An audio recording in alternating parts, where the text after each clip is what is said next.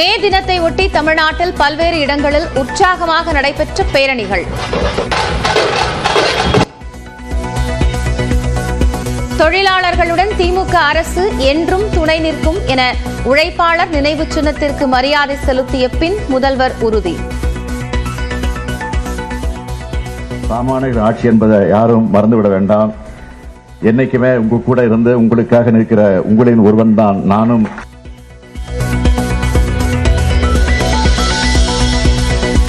கிருஷ்ணகிரியில் சூறை காற்றுடன் வெளுத்து வாங்கிய மழை. மரங்கள் முறிந்து விழுந்ததால் வீடு, கார் கம்பங்கள் சேதம்.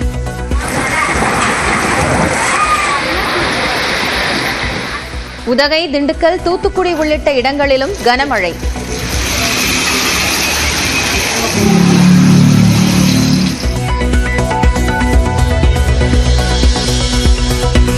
தர்மபுரி மாவட்டம் பொம்மிடி பகுதியில் ஆலங்கட்டி மழை பெய்ததால் மக்கள் மகிழ்ச்சி.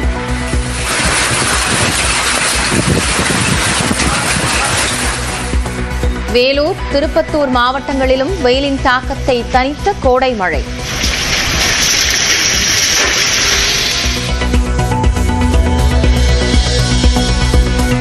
தனது வாகனத்தை யாரும் பின்தொடர வேண்டாம் என முதல் பேட்டியில் தொண்டர்களுக்கு அறிவுறுத்திய விஜய். என்னுடைய வேனுக்கு பின்னாடியோ காருக்கு பின்னாடியோ யாருமே ஃபாலோ பண்ணுறதோ, இந்த பைக்கில் ஃபாஸ்ட்டாக வர்றதோ, பைக் மேலே நின்றுக்கிட்டு பைக் ஓட்டுறது, ஹெல்மெட் இல்லாமல் இந்த மாதிரிலாம் வராதீங்க. மதுரை விமான நிலையத்தில் தடுப்புகளை தாண்ட முயற்சித்த தாவேக்க தொண்டர்கள். ரோட் ஷோ சென்ற விஜயின் வாகனமும் சேதம்.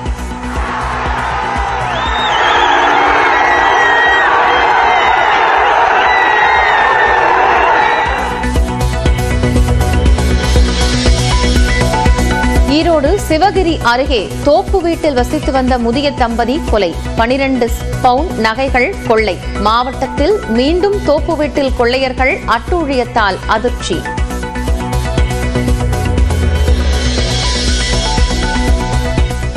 தர்மபுரி அரூர் அருகே பட்டேலின சிறுவனை சாதியின் பெயரை சொல்லி திட்டி கம்பத்தில் கட்டி வைத்து தாக்குதல். பெட்ரோல் நிலைய உரிமையாளர் உட்பட 4 கைது.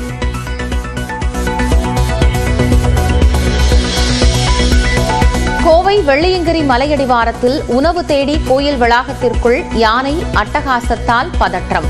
மீண்டும் காட்டிற்குள் விரட்ட கும்கி யானை வரவழைப்பு.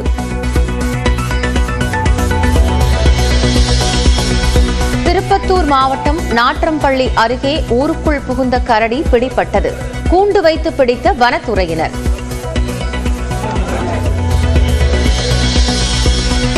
கோடை விடுமுறை முடிந்து பள்ளிகள் திறப்பது தள்ளி போகிறதா?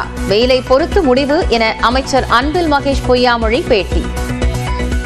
இப்போதைக்கு ஜூன் மாதம் 2ஆம் தேதி நாங்கள் சொல்லியிருக்கிறோம். அன்றைக்கு எப்படி அந்த வெயில் தன்மையை பார்த்து தமிழ்நாட்டு முதலமைச்சருடைய அலுவலகம் நமக்கு என்ன சொல்லுது, அதுக்கு தகுந்தப்ப அது முடிவெடுக்கப்படும். கடந்த மாதத்தில் இதுவரை இல்லாத அளவாக 2,36,000 கோடி ஜிஎஸ்டி வரி வசூல். இந்திய பொருளாதாரத்தின் மீட்சித் திறனையும் கூட்டுறவு கூட்டாட்சியின் செயல்திறனையும் காட்டுவதாக நிதியமைச்சர் நிர்மலா சீதாராமன் பெருமிதம். தங்கம் விலை ஒரே நாளில் 1,640 ரூபாய் விலை சரிவு. ஒரு சவரன் 70,700 விலை குறைந்தது.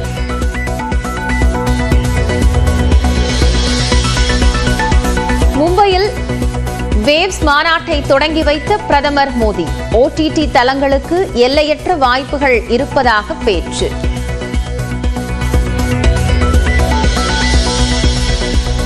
அமைதி, மனிதநேயத்திற்கு எதிரானவர்களுடனான சண்டையில் பிரதமருக்கு 145 கோடி இந்தியர்களின் ஆதரவு இருப்பதாக ரிலையன்ஸ் தலைவர் முகேஷ் அம்பானி பேச்சு. எந்த சவாலையும் சமாளிக்கும் வல்லமை படைத்தவர் பிரதமர் மோடி, ஒரு போராளி என மும்பையில் வேவ்ஸ் மாநாட்டில் ரஜினி புகழாரம்.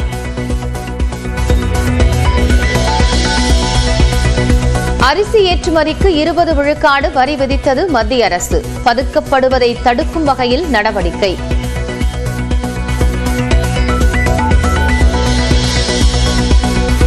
ஈரானிடமிருந்து கச்சா எண்ணெய், பெட்ரோல், கெமிக்கல் பொருட்களை வாங்கக்கூடாது. மீறினால் அமெரிக்காவுடன் வர்த்தகம் நடத்த முடியாது என அதிபர் டிரம்ப் எச்சரிக்கை.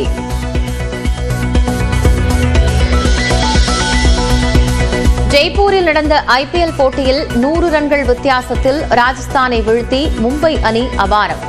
ஐபிஎல் வரலாற்றில் ஒரே அணிக்கு அதிக ரன் குவித்த இரண்டாம் வீரர் என்ற பெருமையை பெற்றார் ரோஹித் சர்மா.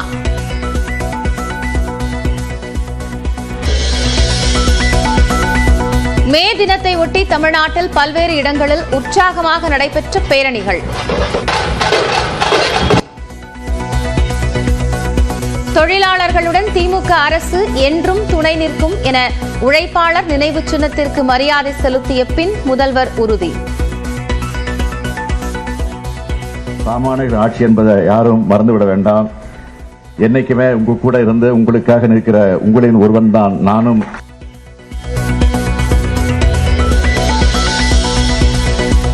கிருஷ்ணகிரியில் சூறை காற்றுடன் வெளுத்து வாங்கிய மழை. மரங்கள் முறிந்து விழுந்ததால் வீடு, கார் கம்பங்கள் சேதம்.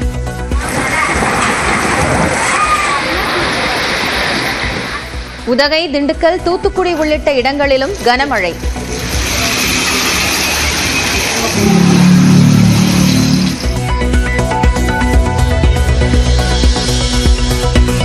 தருமபுரி மாவட்டம் பொம்மிடி பகுதியில் ஆலங்கட்டி மழை பெய்ததால் மக்கள் மகிழ்ச்சி.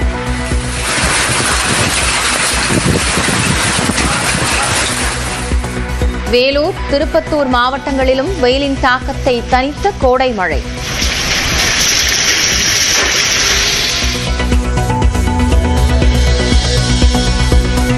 தனது வாகனத்தை யாரும் பின்தொடர வேண்டாம் என முதல் பேட்டியில் தொண்டர்களுக்கு அறிவுறுத்திய விஜய்.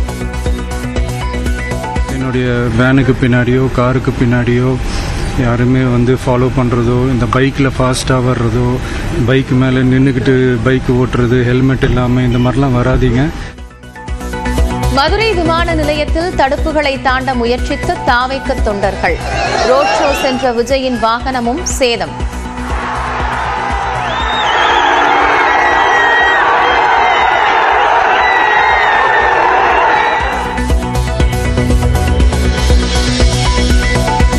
ஈரோடு சிவகிரி அருகே தோப்பு வீட்டில் வசித்து வந்த முதிய தம்பதி கொலை. 12 பவுன் நகைகள் கொள்ளை. மாவட்டத்தில் மீண்டும் தோப்பு வீட்டில் கொள்ளையர்கள் அட்டூழியத்தால் அதிர்ச்சி.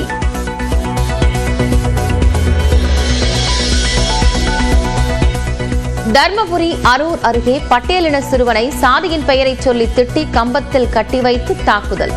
பெட்ரோல் நிலைய உரிமையாளர் உட்பட 4 கைது.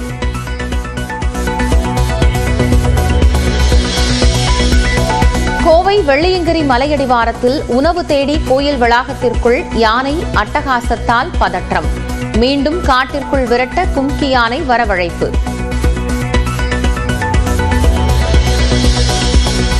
திருப்பத்தூர் மாவட்டம் நாற்றம்பள்ளி அருகே ஊருக்குள் புகுந்த கரடி பிடிபட்டது. கூண்டு வைத்து பிடித்த வனத்துறையினர்.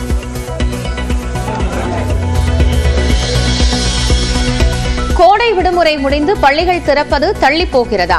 வெயிலை பொறுத்து முடிவு என அமைச்சர் அன்பில் மகேஷ் பொய்யாமொழி பேட்டி. இப்போதைக்கு ஜூன் மாதம் 2ஆம் தேதி நாங்கள் சொல்லியிருக்கிறோம். நாங்கள் அன்றைக்கு எப்படி அந்த வெயில் தன்மையை பார்த்து தமிழ்நாட்டு முதலமைச்சருடைய அலுவலகம் நமக்கு என்ன சொல்லுது, அதுக்கு தகுந்தாப்ப அது முடிவெடுக்கப்படும்.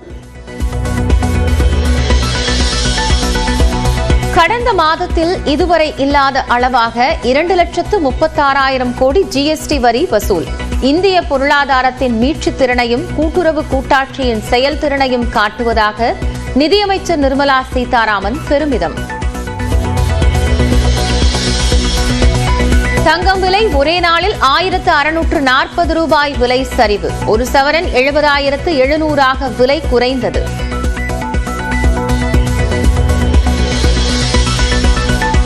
மும்பையில் வேவ்ஸ் மாநாட்டை தொடங்கி வைத்த பிரதமர் மோடி. ஓடிடி தளங்களுக்கு எல்லையற்ற வாய்ப்புகள் இருப்பதாக பேச்சு.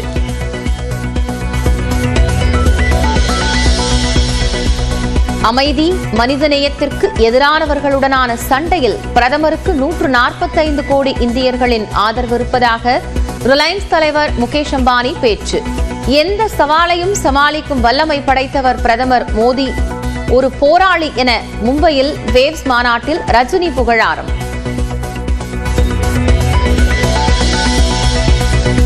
அரிசி ஏற்றுமதிக்கு 20 விழுக்காடு வரி விதித்தது மத்திய அரசு. பதுக்கப்படுவதை தடுக்கும் வகையில் நடவடிக்கை.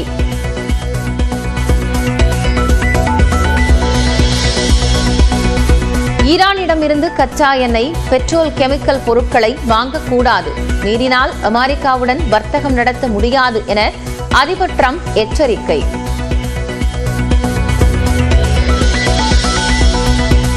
ஜெய்ப்பூரில் நடந்த IPL போட்டியில் 100 ரன்கள் வித்தியாசத்தில் ராஜஸ்தானை வீழ்த்தி மும்பை அணி அபாரம்.